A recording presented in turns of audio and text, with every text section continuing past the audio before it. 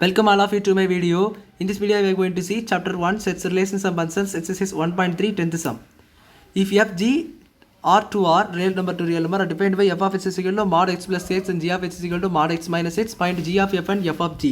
So என்ன கேட்டிருக்காங்கன்னா f of x and g of x என்னன்னு சொல்லி கொடுத்துட்டாங்க, g of f f of g என்னன்னு சொல்லி கேட்டிருக்காங்க. ஸோ பாருங்கள், நம்மளுக்கு வந்து மாடலோ இந்த மாடலஸ் எக்ஸ்க்கு மீனிங் என்னென்னா எக்ஸ் லெஸ் தேன் 0 இருக்கும்போது ஒரு மீனிங், எக்ஸ் கிரேட்டர் தான் 0 இருக்கும்போது ஒரு மீனிங் உண்டு. ஸோ இது வந்து எக்ஸ் லெஸ் தேன் 0 இருக்கும்போது மைனஸ் எக்ஸு, எக்ஸ் கிரேட்டர் தான் 0 இருந்துச்சுன்னா 0 இல்லாத அதுக்கு மேலே இருந்துச்சுன்னா எக்ஸ்ன்னு சொல்லிட்டு வரும். ஸோ இதுதான் மாடலஸோடைய மீனிங். ஸோ அப்போ நீங்கள் எப்படி எழுதுவீங்கன்னா இப்போ எஃப் ஆஃப் எக்ஸ் கண்டுபிடிக்கிறதுக்கு உங்களுக்கு modulus X plus x. So அது ரெண்டு வேல வரும். ஒன்று எக்ஸ் லெஸ் தேன் 0, ஒன்று எக்ஸ் லெஸ் தேன் 0, ஒன்று X greater than equal to 0. So இதை வச்சு பார்க்கும்போது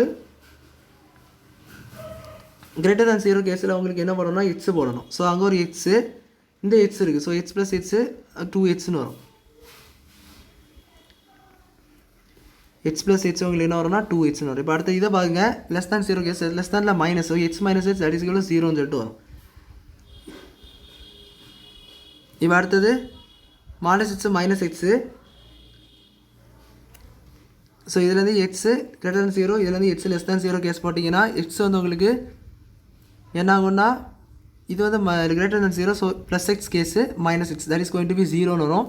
இங்கே மைனஸ் எக்ஸு, ஏன்னா வந்து அங்கே வந்து negative case less than 0, so minus x that is going to be minus 2xன்னு சொல்லிட்டு வரும். ஸோ இதை வச்சு நான் எழுதுகிறேன். எஃப் ஆஃப் எக்ஸ் என்னென்னா லெஸ் தேன் 0 கேஸில் ஒன்று, கிரேட்டர் தேன் 0 கேஸில் ஒன்று வரும்.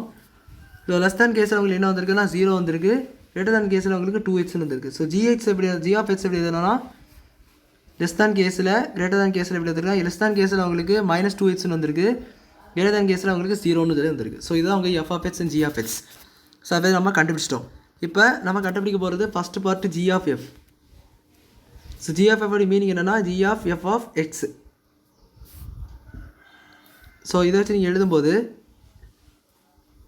G of f of x. So f of x எங்கே இருக்குது பாருங்கள், எஃப் ஆஃப் எக்ஸ் வந்து உங்களுக்கு இதில் இருக்குது லெஸ் தேன் கேஸ், இதெல்லாம் லெஸ் தேன் கேஸு. ஸோ இது எப்படி எடுக்கணும்னா கேஸ் 1ன்னு எடுத்துக்கோங்க, கேஸ் 1 எடுத்துக்கிட்டு அது வந்து உங்களுக்கு less than case. So less than கேஸில் நான் இப்போ போட போகிறேன் ரெண்டுமே ஜி ஆஃப். ஸோ வேறு எதுவுமே பார்க்கணும், ஜி ஆஃப் எஃப் எடுத்தவொடனே நீங்கள் ஃபஸ்ட்டு லெஸ் தேன் கேஸ் பாருங்கள். லெஸ் தேன் கேஸ் வந்து உங்களுக்கு இது தான். அது எஃப் ஆஃப் எக்ஸ் உங்களுக்கு என்ன இருக்குன்னா 0ன்னு சொல்லியிருக்குது. ஸோ 0 தான் வரும். ஸோ அடுத்தது நீங்கள் அந்த 0 தூக்கி எந்த இடத்துல இருக்குதுன்னு பாருங்கள், ஜி ஆஃப் எக்ஸில். ஜி ஆஃப் எக்ஸ் 0 இதில் இருக்குன்னா இதில் இருக்குது, ஏன்னா 0 இல்லாத அதுக்கு மேலே உள்ளது அந்த இது வரும். ஸோ 0 தான் வரும் இது. அடுத்தது கேஸ் 2 என்னென்னா எக்ஸ் கிரேட்டர் தான், ஸோ இது லெஸ் தேன், இது கிரேட்டர் தான். சிம்பிள் மாற்றி போட்டு வச்சுருக்கேன். So no problem. Simple x greater than equal to 0ல் என்ன வரும்னா உங்களுக்கு வந்து g of f of x, f of x greater than கேஸில் 2x வருது. ஸோ 2x போட்டுக்கலாம்.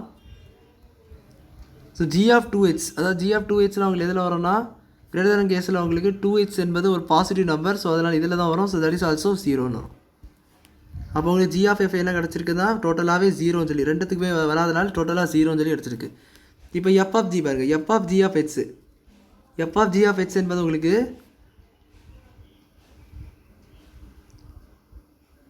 F of g of x உங்களுக்கு ஜி ஆஃப் எக்ஸ் பாருங்கள். ஃபஸ்ட்டு இதே வேலை 2 கேஸ் வச்சுக்கோங்க. So case 1,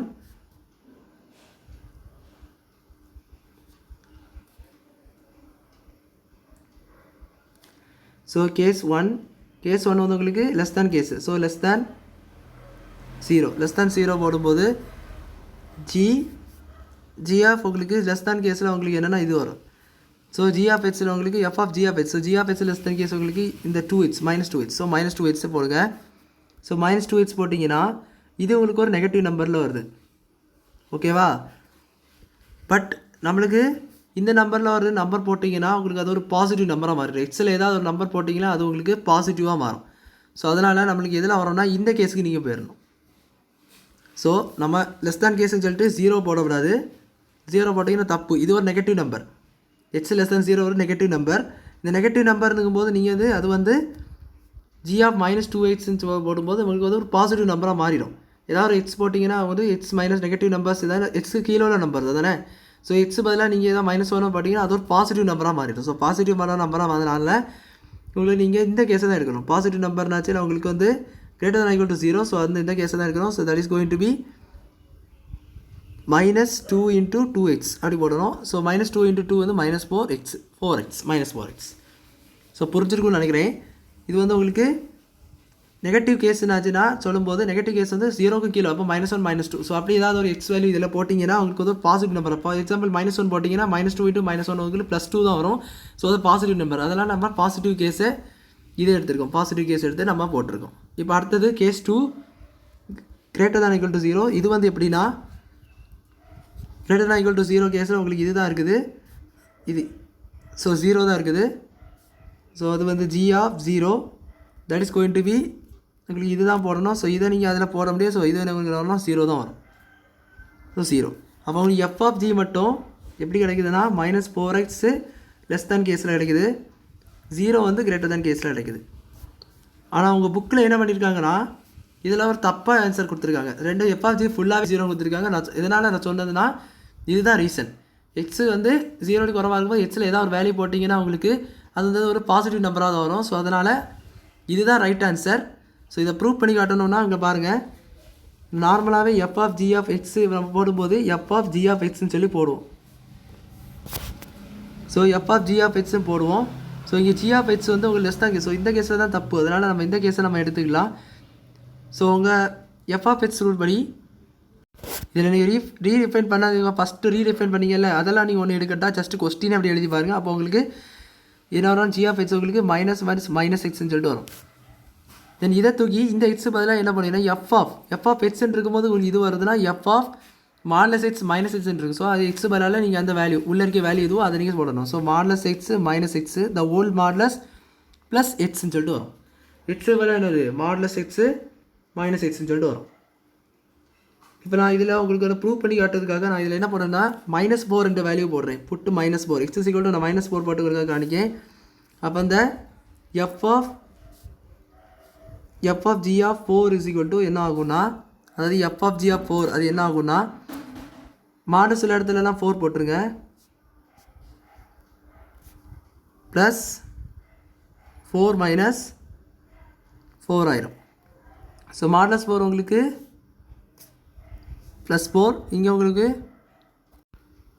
so minus so modulus இதில் நம்ம மைனஸ் போட்டுக்கிட்டேன். ஸோ எல்லாத்துலேயும் +4 போட்டு வச்சுருக்கேன். That is going to be -4. So -4 support FC -4 போட்டிங்கன்னா உங்களுக்கு என்ன ஆகும்னா மாடலஸ் ஆஃப் -4. ஸோ இது மாடலஸ் அங்கே ஒரு வெளியே வேறு மாடலஸ் ஒரு உள்ள ஒரு மாடலஸ் மைனஸ் ஆஃப் அங்கே ஒரு -4 இருக்குதா. இந்த எக்ஸ் வேறு -4 போட்டேன்.